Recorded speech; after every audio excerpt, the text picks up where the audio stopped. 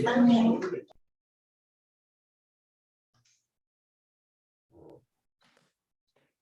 run me. Morning, everybody. Morning. September 28, 2021, we have a public hearing first on our agenda. Discussion on the 2021 sales tax rate.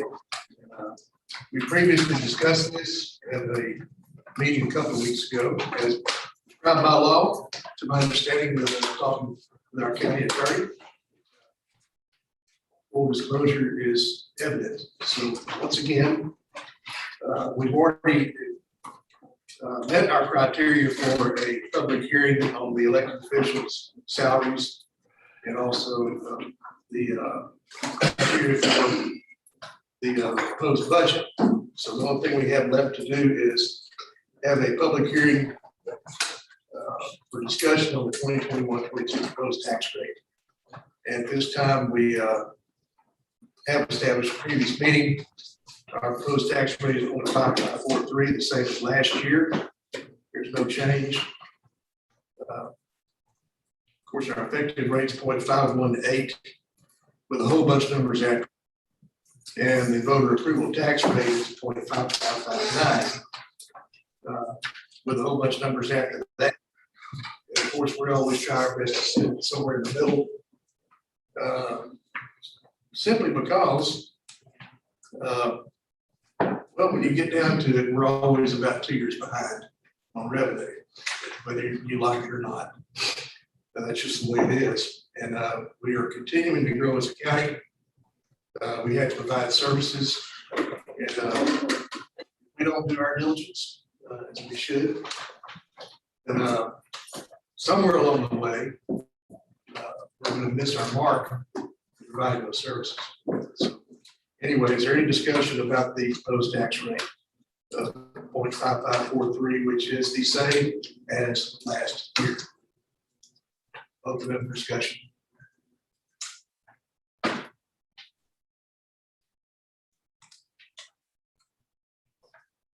Sure is quiet. I'll give it another minute. That will offer time for prayer. Lord knows we need a whole lot of prayer in this county right now. Everywhere in this country. Jenny, I get a lot of phone calls about the CAB and their role, because people are wondering why everything went up so much this year. I don't know, do you want to talk about the role the CAB plays? You know, I'm gonna think this might be a good time to give a quick lesson. I'm ready. Now, y'all indulge me just for a minute here. Thank you, Lee. Yeah. We still have to give our time, you know, for the public hearing, but anyway. Everybody thinks that the county collects all this money. And the county has all this money.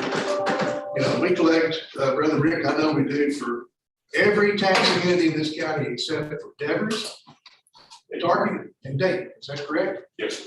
Okay. So you receive everything except those three taxing entities, those three ISDs. And it goes into a big bucket, and you have to go back through there and fish through it and give everybody a check for what is coming to them. Is that correct? That's right. Okay. And their tax rates are established by those entities, correct? Exactly.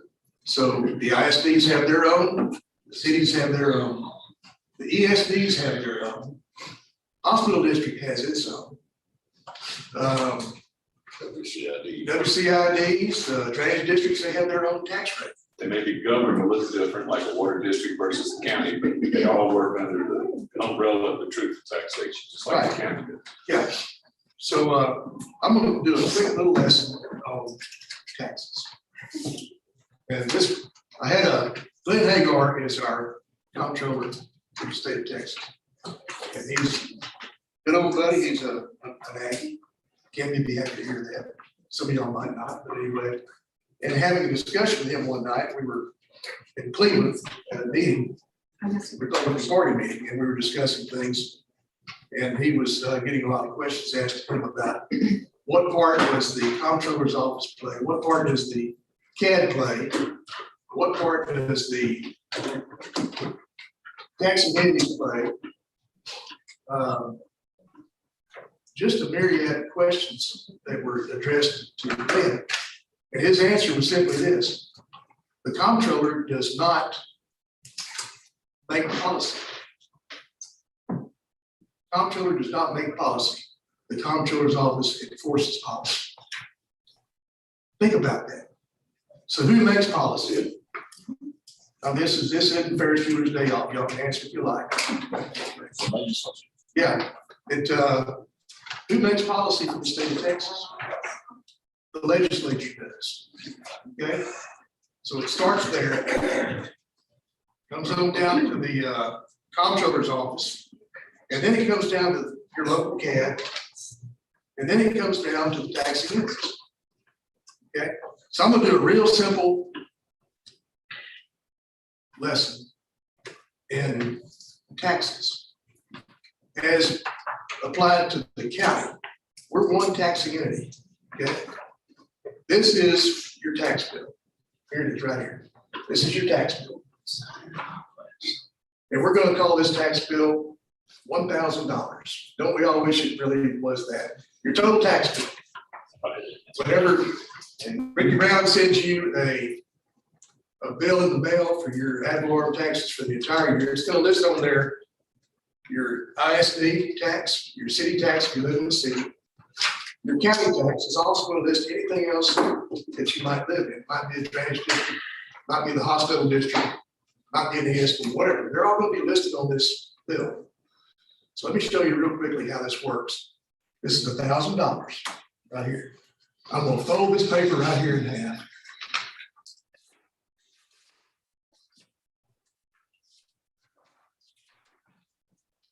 I'm going to tear this paper in half. That's your ISD tax. If you really look at the math on the sheet of paper, that's your independent school district tax. That's $500, okay? I'm gonna lay that off to the side. So now I've got this other part. It's $500.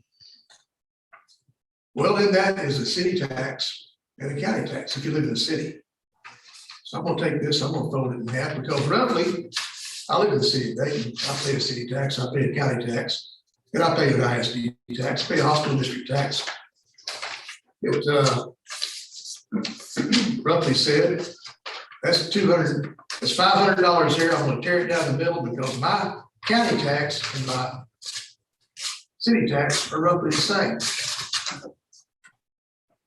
$250, that's gone.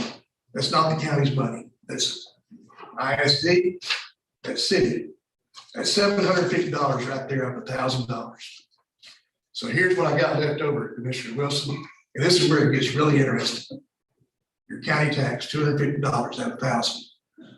First thing I'm gonna do, because when we get the budget, I'm gonna take this and I'm gonna fold it in half.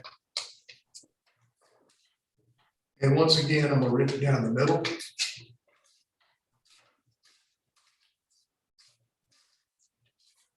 $125 right there.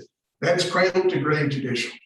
Now, Sheriff, you know what that means? That's you, that's the hospitals, that's your jail. That's anything that deals with law enforcement, courts. That's from the time somebody gets arrested to the final disposition, that's $125 out of your taxes. Don't see a DA. DA's in there too. That's correct. That's correct. Get your county clerk and your district clerk. They're all in there. Yeah, county clerk, district clerk, that's all cradle to grave judicial. They're all inclusive. So now, that was $250. Now I'm down to $125. Well, I've got debt service. Now I'm gonna tell you the truth about this. Debt service, we take that out first. We pay our bills correctly, Mr. God. Okay. So anyway, there's a little sliver of that goes off debt service. We're gonna run through this as quickly as possible, but anyway, we got other things in here too. We got general fund, in the budget, we have to pay salaries. So we're gonna whittle that little bit off there too. And it starts whittling down even better. Now, this is where it gets really interesting. Because everybody's saying, what about my roads? What about my ditches? What about my drainage? What about what those commissioners are doing? How much money they got to play with? This little sliver right here is probably less than $75 out of your $1,000 tax bill. And I get to cut this one 4 ways, 4 pieces. And I can't realistically sit here and whittle this down into 4 little pieces, but there it is. So in looking at the math and looking at the total computations on your taxes, at $1,000, if you pay $1,000, what your money goes for road and bridge computes to about $4.18 out of the total $1,000. So that pothole sitting out there in the middle of your road represents $4.18 that you pay toward road and bridge. That's not near enough, but that's just the way it is because that's the way it's set up by the state of Texas. That's the way it runs all the way down through legislature, down to the comptroller's office, down to the CAD, and down to your local taxing entities. This is only representing your county tax. So if you have questions about your school district tax, your ESD tax, your city tax, your drainage district, your WCIDs, anything else, go to those taxing entities and ask them the questions. We try our best to answer the best we can. And I know Ricky Brown will bend over backwards to answer your questions. He always has. Anybody on this court will do their best to answer these questions. Mr. Gott will, I know that. Ms. Harris will. Mr. Poston will. It's that simple. It doesn't make it right, but gosh, guys, that's the way the law is set. And that's as simple as I can make it. So there it is, my 5 or 6 minutes worth. And I'm sorry if I overindulged a little bit, but anyway, it might have been 7 minutes.